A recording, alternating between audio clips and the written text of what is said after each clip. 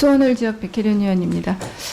먼저 축하드리고요. 오늘 인사 말씀을 하는데 굉장히 인상적이었습니다. 그 상당 부분을 외워서 하신 것 같은데 본인이 직접 쓰신 건가요? 제가 쓰고 조금 의견 조회를 거쳤습니다. 예. 네. 일부러 암기하신 거예요? 저는 원래 암기해가지고 말씀드리는데요. 오늘은 긴장이 돼가지고 보고 한 겁니다. 네. 예. 그래서 여태까지 저희 뭐 몇 번의 청문회를 했지만 이렇게 암기해가지고 인사 말을 하는 후보자는 처음 본 것 같아요. 그만큼 준비가 된 것으로 보이고요. 이제 그 도덕성과 관련해서는 정말 야당 의원님들이 하실 게 없을 것 같습니다. 가장 여태까지 청문회를 했던 후보 중에서 가장 훌륭하지 않은가 그렇게 보입니다. 사실 그렇잖아요.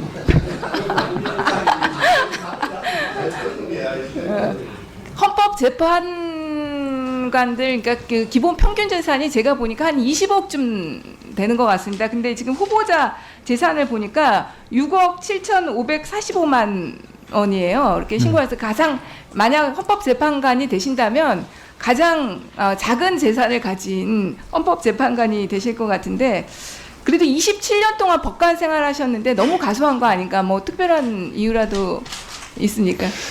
제가 결혼할 때 다짐한 게 있습니다. 평균인의 삶에서 벗어나지 않아야 되겠다 생각했습니다. 최근 통계를 봤는데 그 평균 재산이 가구당 한 3억 남짓 되는 걸로 알고 있습니다. 제 재산은 한 4억 조금 못 되는데요. 6억 신고하신 거 그거는 아버지 재산이고요. 제 재산은 4억이 안 됩니다. 본인 재산은 이거는 그래서 평균 소득 재산까지 포함한 평균 재산을 좀 넘어선 것 같아서 제가 좀 반성하고 있습니다. 청문회를 하는 저희들이 오히려 좀 죄송한 느낌입니다. 후보자께서 그 블로그를 운영하고 계시잖아요. 네. 착한 사람들을 위한 법 이야기라는 블로그를 운영하고 계시는데 방문자 수가 40만이 넘습니다. 굉장히 인기 블로그라고 할 수 있을 것 같은데 이런 블로그를 운영하시게 된 특별한 이유가 있습니까? 예, 제가 소송을 했는데 어떤 분이 자식이 죽었는데 자식이 남긴 빚까지 떠안아야 되냐고 하소연을 했습니다. 그 이유가 뭐냐 하면 빚을 남기고 죽어도 상속 포기를 해야 됩니다. 근데 그분은 상속 포기를 모른 겁니다. 그래서 그분이 졌습니다. 그래서 집에 와서 돌아와 보니 내가 아무리 판사가 잘하더라도 법을 국민이 모르면 이런 불합리한 경우를 피할 수 없겠다.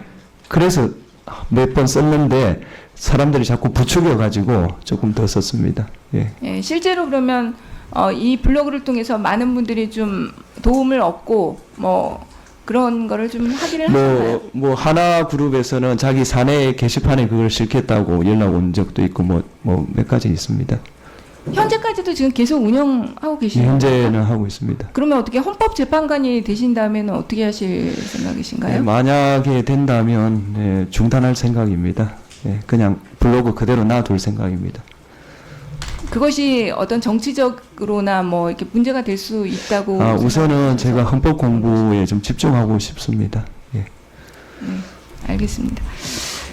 아까 박지원 의원님께서도 말씀하셨는데 이제 판사는 기본적으로 우파지 좌파가 될 수 없다 이렇게 말씀을 하셨는데 저도 일부 동의합니다. 그러니까 제가 이해하는 이 의미는 법률이라는 것은 사회생활보다는 항상 뒤처져서 가는 어떤 그런 부분들이 있기 때문에 결국 법률을 다루는 판사들은 실제적으로 보수적일 수밖에 없는 것이라고 생각합니다. 그런 부분에서 저는 이 의미를 이해했는데 네, 그런 뜻입니다. 네. 네. 맞습니까? 네.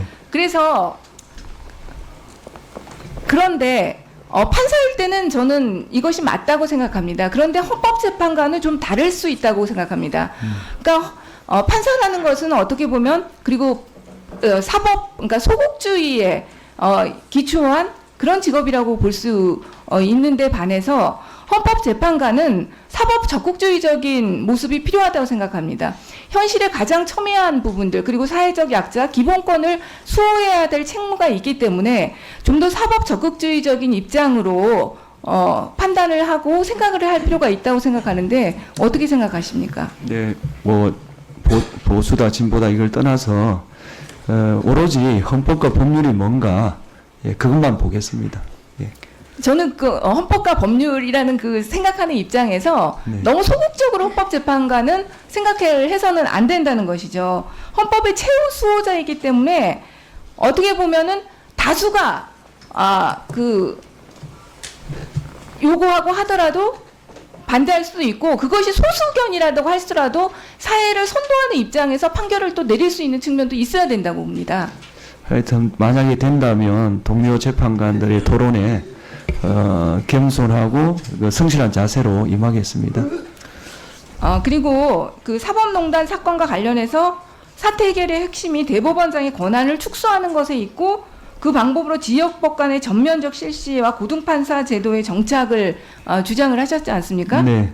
거기에서 제가 이제 고등판사 제도의 정착 부분은 찬성을 하는데 지역법 간의 전면적 실시에 관해서는 저는 개인적으로 반대합니다. 아직까지 그 지역법 간이 갖고 있는 폐해가 더 클 수 있기 때문에 반대를 하는 입장인데 그 지역법 간 그 반대 입장에 대해서 이렇게 지역법 간 제도 자체가 문제가 아니라 법관 개인의 문제다 이렇게 말씀을 하셨어요. 근데 이거는 저는 너무나 시스템의 안전무결한 인간을 전제로 한 개념이라고 생각합니다.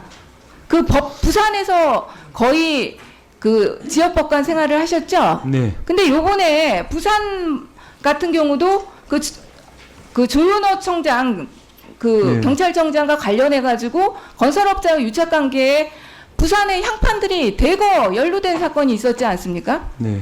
그런 것들만 봐도 이 지역법관이 갖고 있는 문제점이 저는 있다고 생각합니다. 어떻게 생각하십니까? 예, 문제점이 있다는 건 인정합니다만은 선진국 중에서 지역법관 제도를 하지 않는 나라는 일본과 대한민국밖에 없습니다. 모두 지역법관입니다. 의원님이 말씀하신 그 문제점은 분명히 개선돼야 된다고 생각합니다. 예, 좀 더 검토가 필요하겠습니다.